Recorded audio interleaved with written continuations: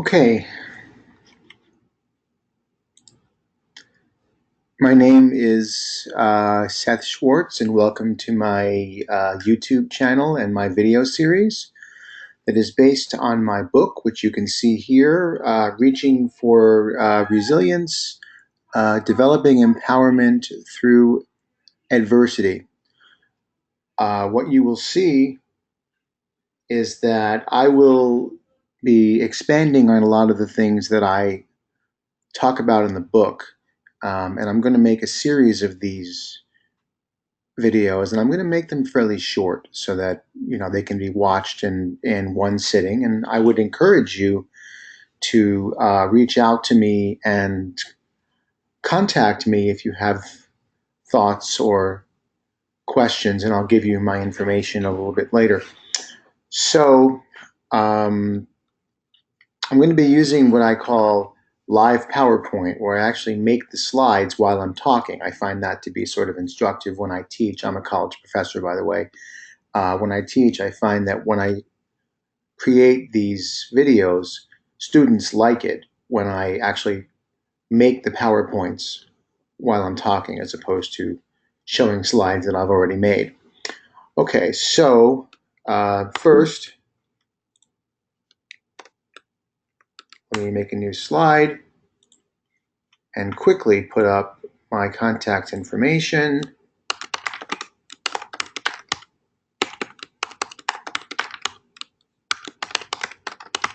This is my information. I'm at the University of Miami in Florida, so let me quickly make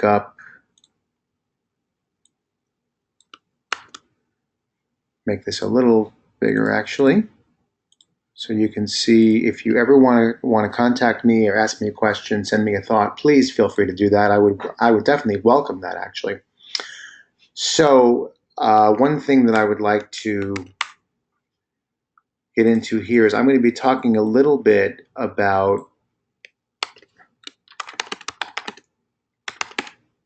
what I call the why me trap. And what you'll find when you listen to me is that I do have a bit of a stutter. This is something I've been dealing with since I was a kid. Um, it's just part of who I am. So, and I hope that you'll please bear with that. I'm sorry, and uh, hopefully get something out of what I'm saying here. Okay, so in terms of the why me trap, for me, I might say something like, why am I cursed with this awful stuttering problem? And there's a whole bunch of thoughts that go along with that. Like, why am I the person who had to call up girls' houses and I couldn't get a word out while I was trying to ask for her? This is, of course, back in the days before you could call somebody's cell phone. You had to actually call their house and ask for them. And I would, well, first of all, it was hard enough to even ask a girl out in the first place. But if I was able to do that, then I had to call the house and ask for her. And when I couldn't get 3 words out in a row, that was very, very embarrassing for me. So why me? Why did I have to get cursed with that? You might have, oops, you might have other people who say things like, why do I have to be sick like this? Whatever that means. Whatever kind of sickness we are dealing with, whether it's physical illness or mental illness. And I should say that I'm not judging people for this. I'm not saying that it's wrong to ask these questions. I'm saying that it's not helpful to you. It's not productive. It doesn't get you anywhere. And in the end, when I was finished having a pity party for myself about having a speech problem, I still had the speech problem. So feeling sorry for myself didn't help. It didn't do anything to actually change the situation. So you could ask a number of things like this. Um, why do I always have to be so damn anxious? Or whatever it is that you're asking about yourself. Asking these things just makes you feel worse. And it doesn't change the situation. If anything, it just makes it worse. Yeah, you might hear my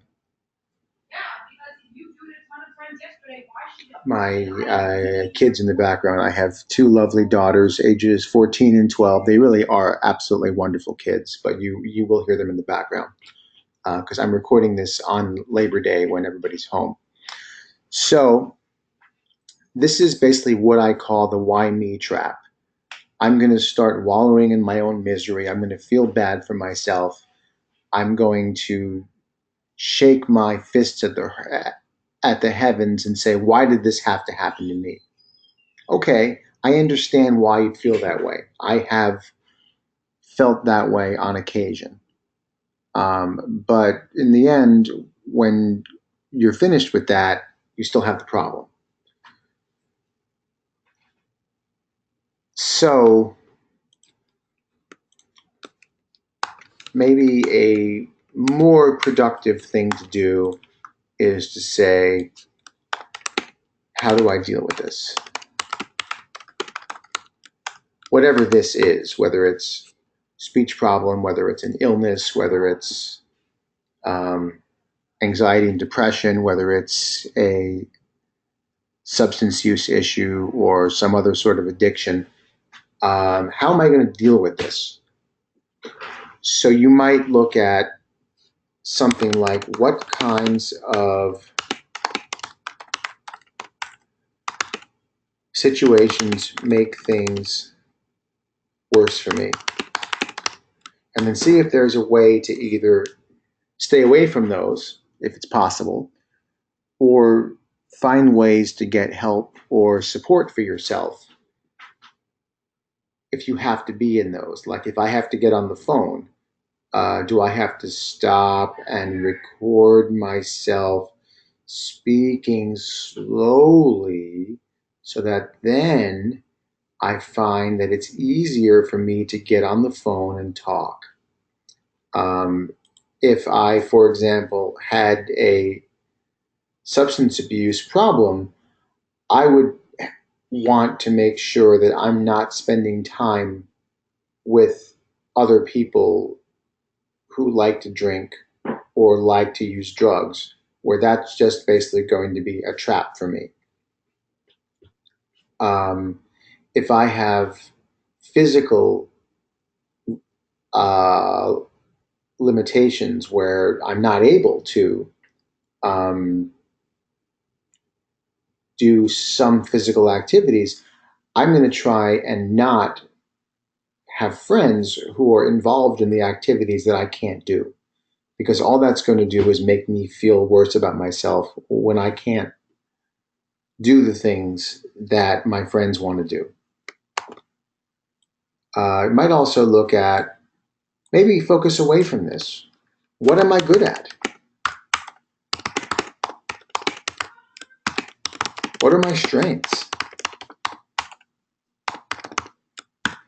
I'm not trying to be an ostrich here and bury my head in the sand, but I'm trying to say maybe there are certain things that I should be focusing on that I'm good at, where if I focus on those, I won't be so consumed with what I'm not good at. And the idea is that if I start focusing on my strengths, even my weaknesses may actually improve. If I focus a lot more on the things that I'm good at, my speech problem may actually improve. I may find that I have fewer speech episodes if I'm focused on things that make me feel good about myself. If I have an anxiety problem, I may find that I'm less anxious if I focus on things that I'm happy about. If I have a substance abuse problem, I may find that I have fewer cravings if I focus on things that I like about myself. So this is called basically being proactive and positive. So let's say that I've got my problem over here, whatever the problem is, and we all have our issues. Some are more noticeable than others, but let's use a different font here. I like Bookman personally. So let's say that we have our problem here and we have our strengths over here. Oops, sorry about that. So you've got, I can choose to focus my attention this way, which may make my issues over here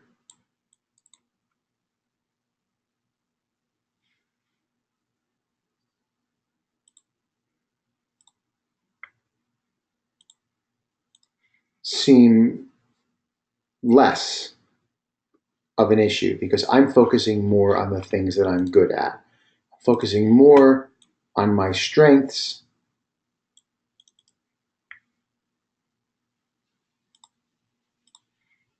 the things that I'm good at. I'm not focusing on the problem, and as a result, maybe the problem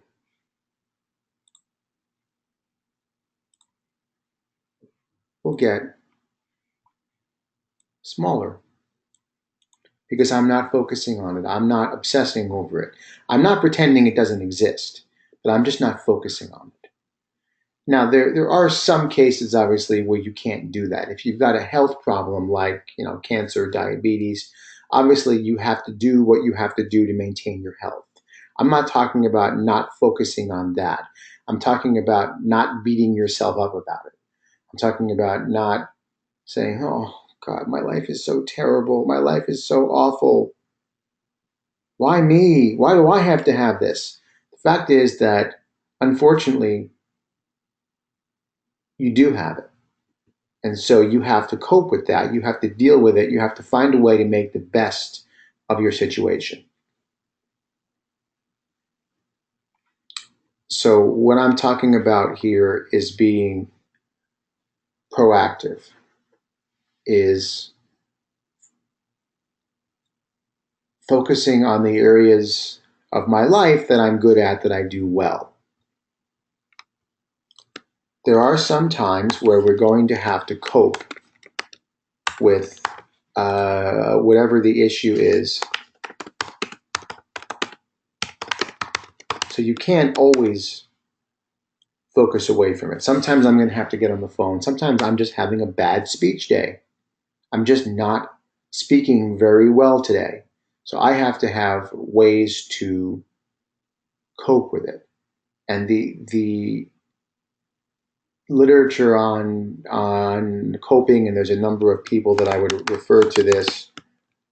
Chuck Carver at the University of Miami, people like Susan Folkman, who I think is at a university out in California, or was. I don't know if she's still working or if she retired.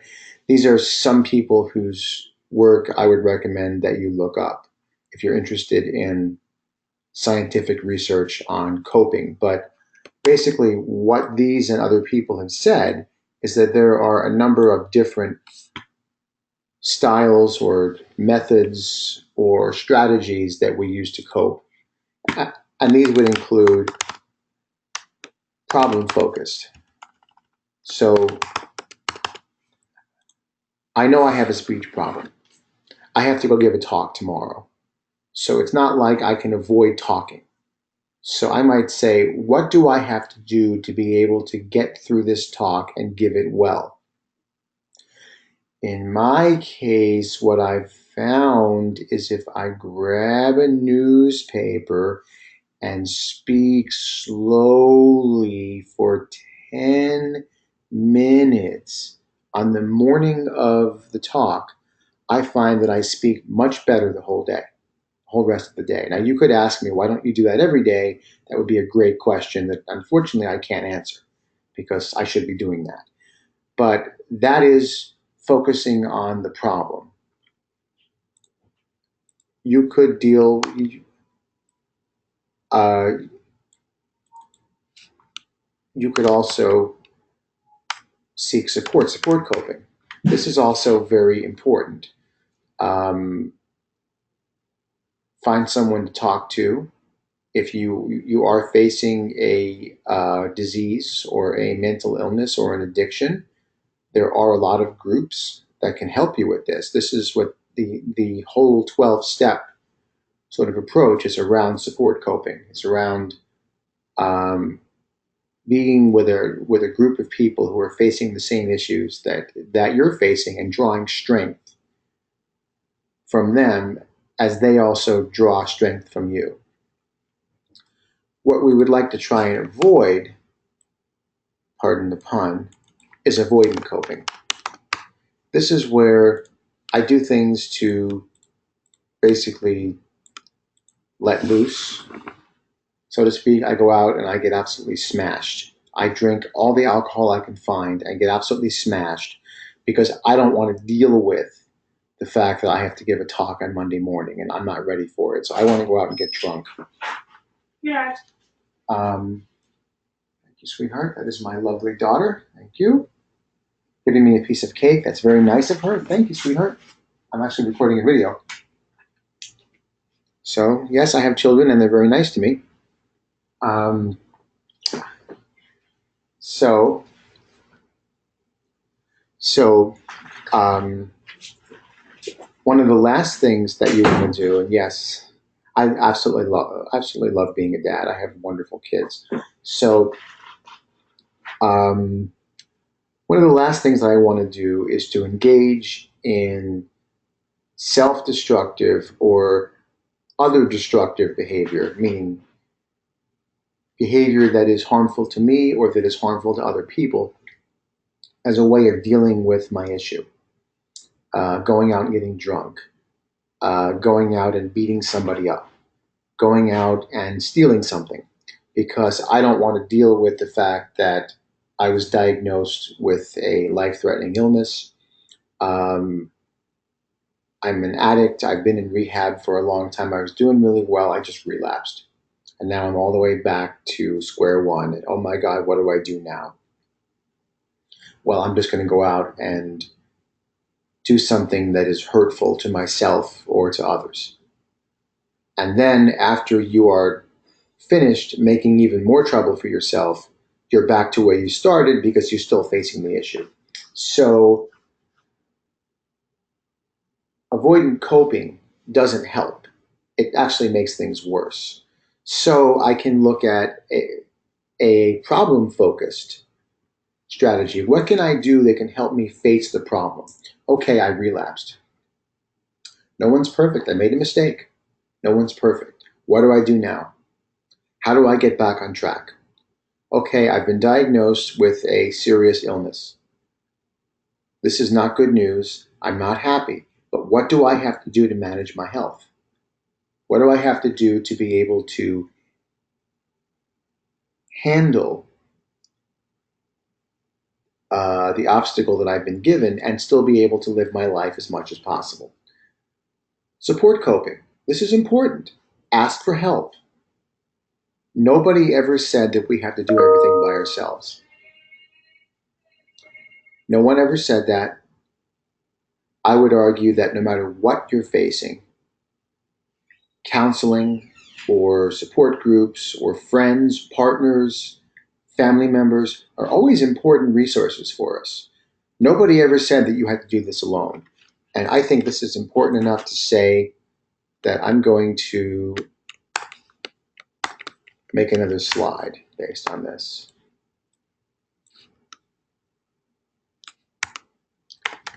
You do not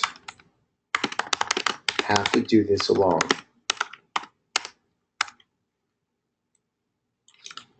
Asking for help is okay. It is perfectly okay to ask for help.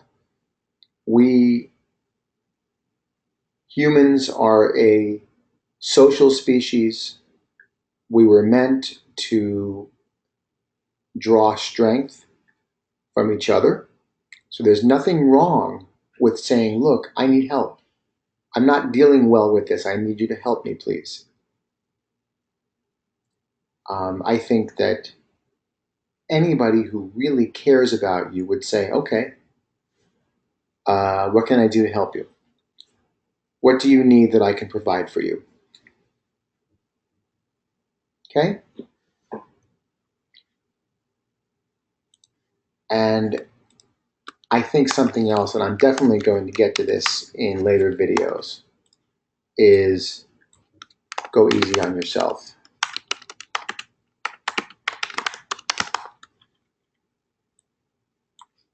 Okay? Let's use an example here. Let's say that we have two, I don't know, racers, and I'm going to be pretty basic about this in the way that I draw this because the point is not really the art. So let's say that we have two racers. Let's make this one green. So let's change this and make it green. Okay, we're going to fill it with green. And we're going to also make the line green. Oops, I used the wrong green. Sorry about that. So let's say that we have two racers, and this is where they start. Okay, the first racer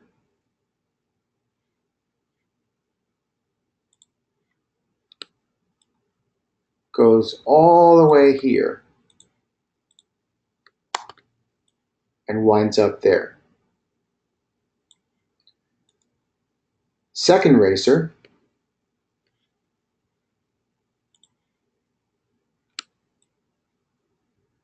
goes this far